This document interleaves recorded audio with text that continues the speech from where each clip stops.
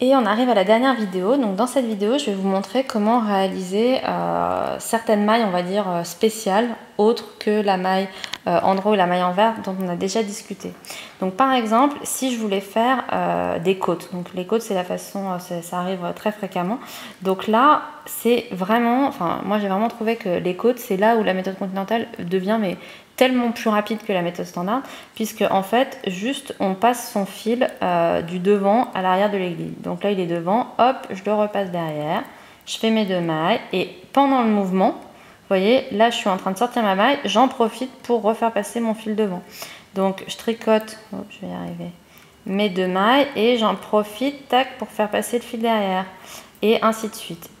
Hop, il passe devant et il passe derrière. Donc ça vraiment pour les côtes, enfin, ça va 10 fois plus vite en méthode continentale qu'en méthode standard où il fallait passer son fil devant, passer son fil derrière.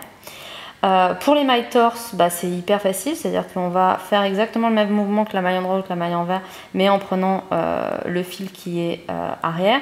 Donc là, je vous montre les mailles torse en point envers, en point endroit, et je peux vous les montrer en point envers. Bon, en point envers, je vous avoue que c'est un peu quand même, c'est un peu sport. Bon, en même temps, je ne sais pas si on en fait souvent des mailles. Voilà. Bon, 2 mailles ensemble, c'est hyper standard. On attrape juste ces 2 mailles. Voilà. Les jetés, ben voilà, c'est aussi bête que ça. On passe le fil par-dessus et on continue. Moi, quand je fais un jeté, ce que je fais, c'est comme vous voyez, je passe mon aiguille et je viens tenir mon fil avec l'index. Parce que comme ça lui évite de bouger. Parce que sinon, vous voyez, si je le tiens pas, en fait, quand je vais rechercher, c'est un peu galère.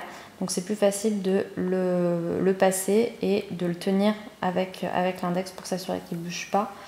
Qu'est-ce que je pourrais vous montrer d'autre? On a fait les mailles torse, on a fait les jetés. Pour faire un SSK, slip, slip, knit, on vient chercher ces 2 mailles et on les passe par-dessus. Donc en fait l'idée c'est de vous dire que vous pouvez faire absolument tout en méthode continentale.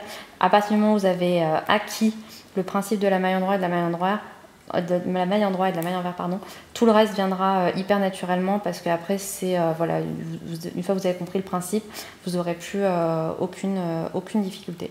Donc voilà, bah, j'espère que ces vidéos vous auront été utiles et que ça vous aidera si vous souhaitez vous lancer.